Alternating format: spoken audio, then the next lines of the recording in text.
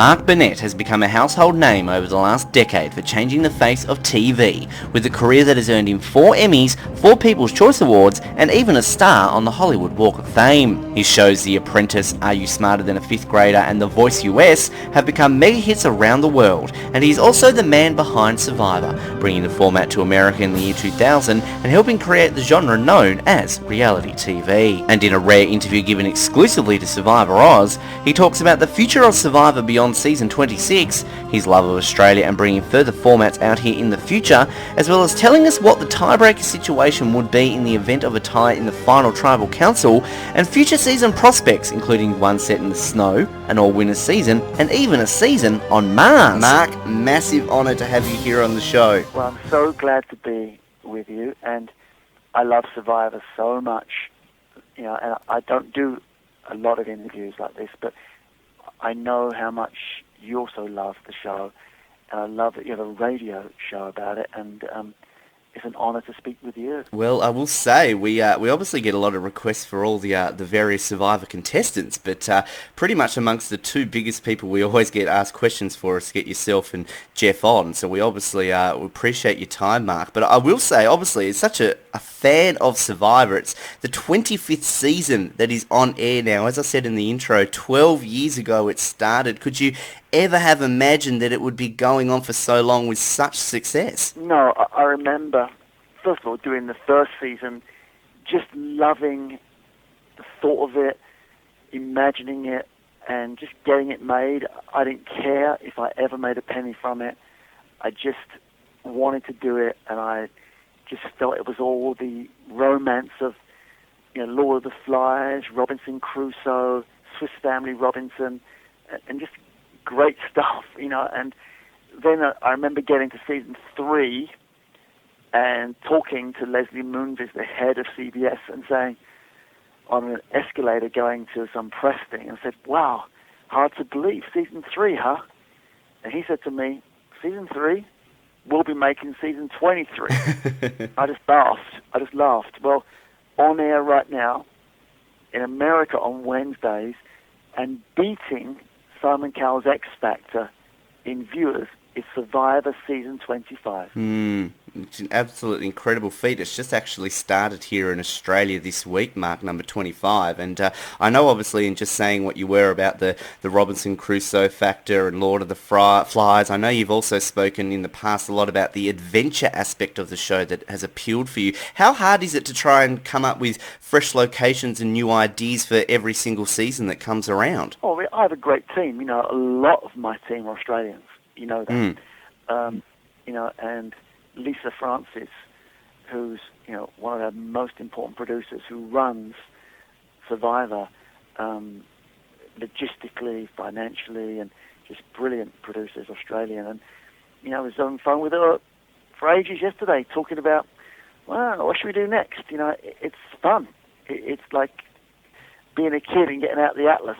You know, it's fun. Yeah, well, I mean, so many different countries around the world we've seen. Of course, even right here in Australia, Mark, I mean, season 2 has gone down really as one of the all-time greats. I think that travelling the world as much as you have, Mark, I mean, it must be a fun thing to do to be able to see all the different cultures, wouldn't it? Yes.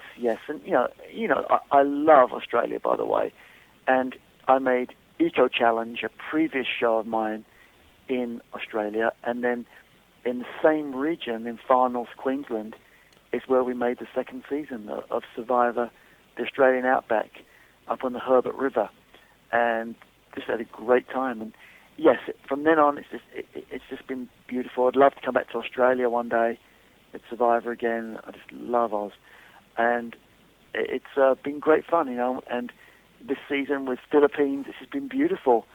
I've loved the look and the feel of it, and it's been a great fun. We'd definitely love to see you come back to Australia. I'll give you an idea, Mark. Survivor Tasmania. I'm from Tasmania. We've got some stunning locations here. You could film it in our wilderness. How does that sound? Sounds cold. I don't think it's quite that cold when it comes to summer months. It's one of the questions, though, that we got a lot, and I'm sure you get a lot still, is will there ever be a cold version? Now, we recently saw in Norway, I believe, they completed a cold Expedition Robinson season. Now, is this something that you've seen them do successfully now? It could be on the cards for the US, or it just will never happen? I never say never, but, part of the fun and the vicarious island experience of Survivor is the tropics. Mm.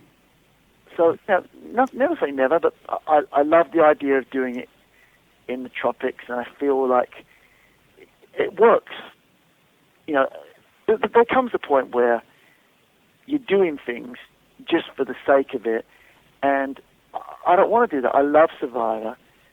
I'd rather it ended rather than do something stupid with a loved franchise. Yeah, it's a very good point. Now, another question that we did get a lot of people asking in about, the future of Survivor. I mean, you mentioned obviously season 25 beating the X Factor over there in the States. Do you think it will continue much longer after season 26? And if someone like Jeff was to ever say, I don't want to host anymore, is there a future without Jeff Probst as a host of the show? I don't want to think about that. It's probably one of my best friends. I love Jeff, and Jeff and his wife and me and Roma, my wife, hang out. So I don't want to even think about that. No reason to assume that. Jeff loves it, I love it. I'm sure we'll just keep doing it together, And how long it goes on, I don't know.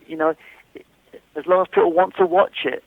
And, this season's doing great. And next season's fantastic. So I feel like there's every reason it'll continue, but it's a blessing, Eventually, everything does end, but Survivor will always live on, right? For many, many people.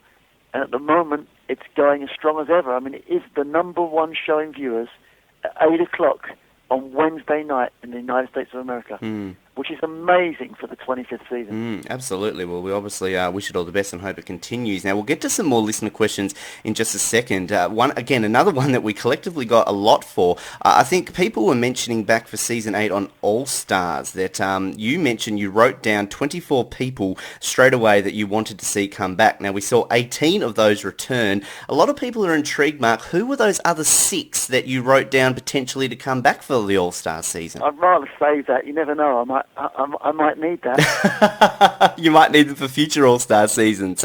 Never know. By the way, that's a very good point. I should tell you something. You never know. So it might come out of this call. So I have every buff from Survivor except for 2. Right.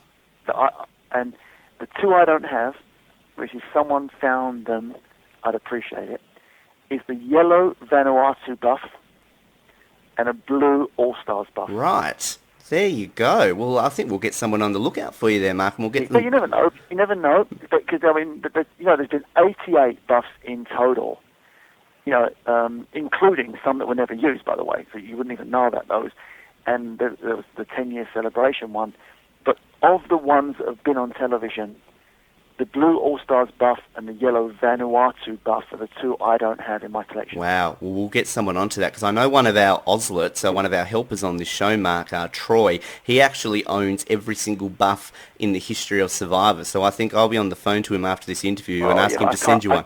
I can't have someone else's collection diminished, though, so I wouldn't accept that. But if someone had a spare one or something, or if someone else wants to give it to me, that would be great. But, you never know. Help Mark Burnett out. We'll do that. Now, the listener questions, as I said, we got tons of these sent in, absolute hundreds of them. So I'll just get to a few of them for you now. Now, Enrico of the Philippines, as well as a few other people asked, now, again, probably don't want to give too much away, Mark, but what are the possibilities we might ever see an all-winners season of Survivor? Everything's possible. So, it's everything's possible, and we've thought about all kinds of things. People also move on with their lives and have jobs and various things. So doesn't always work out. But the idea is a good idea, of course. Yeah, definitely one that gets talked about a lot about. Natalie Barbarina of Canada wants to know which big moves in the history of the show, Mark, have been amongst some of your favourites. Well, not favourite because I agree with it. I want to caveat with that. But it's really, I'm just laughing thinking about it. It's really hard to forget Johnny Fairplay dying about, a death in his family. It's unbelievable, really, someone would even do that. But I don't endorse that or condone that, but it just made me laugh thinking about it. But in retrospect, because actually I believed it too at the moment when he was said it.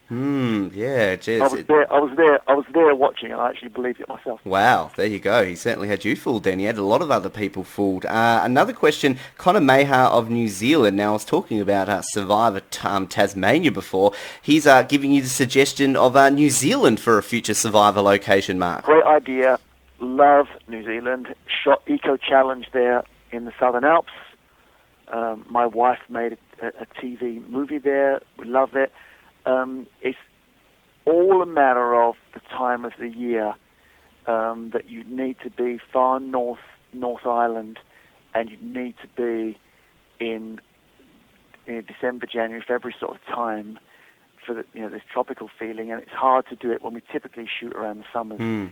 But great location, great place. Thank you, Connor, for that one. Now, another one here too. Kurt with a K, that's all he said his name was, wants to know, will we ever see Tribal Council footage of Greg Buis that he messed with? And can you elaborate a little bit more on what Greg actually did back in Borneo? Wow, that's a long way back.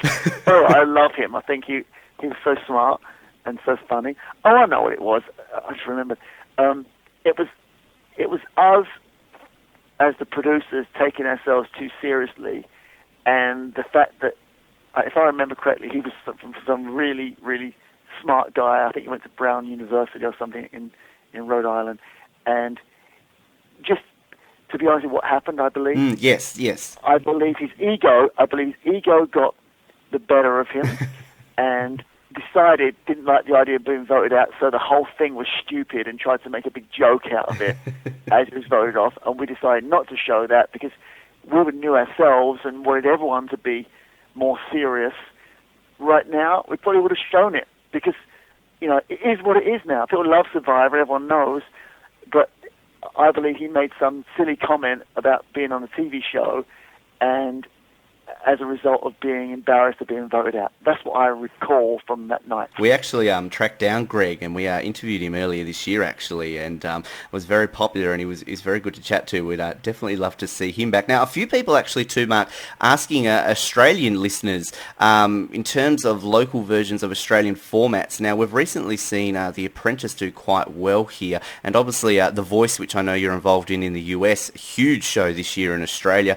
What's some future potential for other formats here in Australia for your shows, and could we ever see an Australian Survivor perhaps again in the future? Well, yeah, I love Australia, and with so many considerations, that we had a great time there, and I personally love it. So, and what a brilliant country, right? So, no question, that would be great. And yes, I am working. I can't reveal, but I am working on some other shows which we are going to do in Australia. In fact, I was meeting with people we work with from Fremantle in France last week. Brilliant. And, we're talking about stuff we're doing. So I'm not sure it's been announced, so I don't want to speak out and preempt press announcements. But yes, think about Australia a lot. Love doing work in Australia.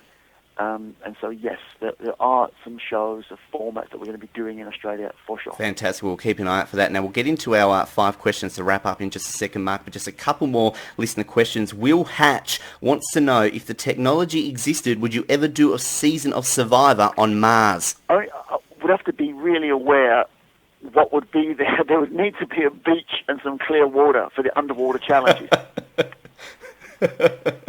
Definitely. I think that would make it interesting, and you'd want to have at least a few shots to be able to see some people in bikinis and some shorts, wouldn't we? That's right. Now, another interesting question, actually. You were mentioning the buffs before. Now, tribal colours. Sarah Casa of New Jersey wants to know why green hasn't been used as a colour since Tocantins. Well, first of all, green's my favourite colour, but, the colour choices...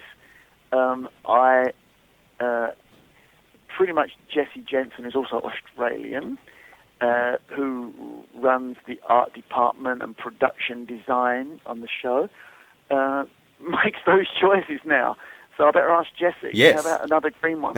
Yes, because it's interesting, actually. I wasn't even aware of that until that was pointed out to me. And actually, it's funny enough, it's my favourite colour.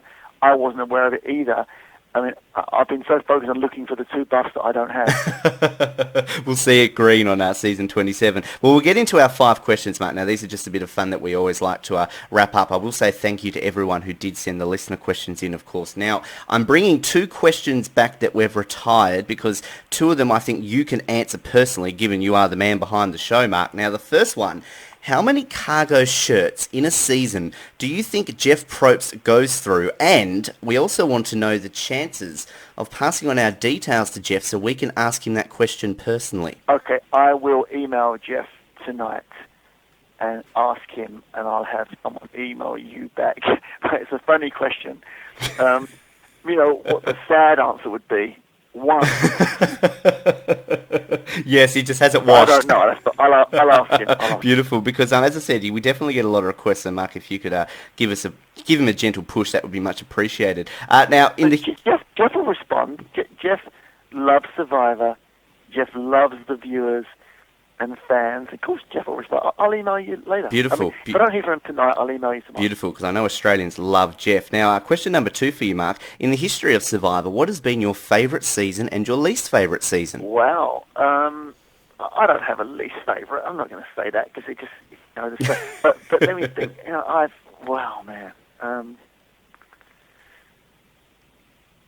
Favourite. I mean, depends if you mean personally or watching. I mean, just personally, hard to beat season 1, right? I mean, let's face it. I mean, it's like a massive, new and unique adventure, and it all began on Pulau Tiga, right?